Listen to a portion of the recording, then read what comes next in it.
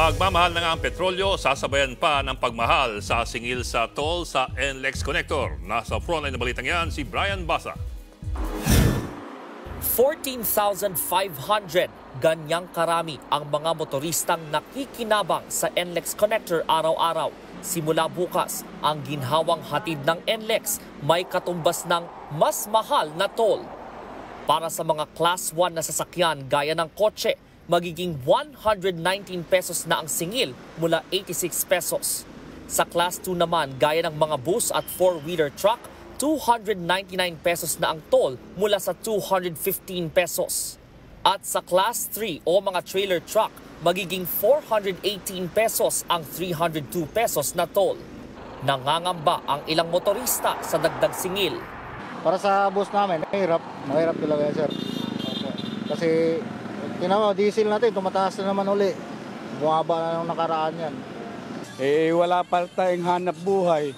Senior na dapat may discount.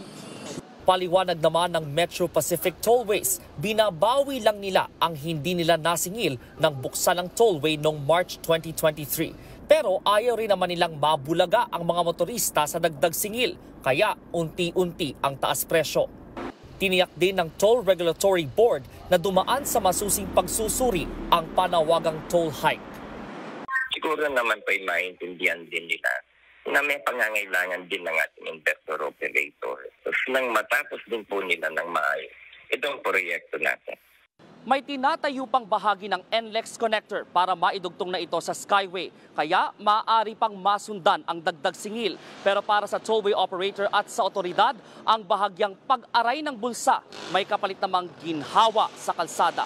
Nagbabalita mula sa Frontline, Brian Basa, News 5. Mga kapatid, Ed Lingaw po, maging maalam at may pakialam sa mga napapanahong balita sa ating bansa. Para sa mas malalimang pagtalakay at paghimay sa mga issue at headlines, tumutok lamang at pag-subscribe sa social media pages ng News 5.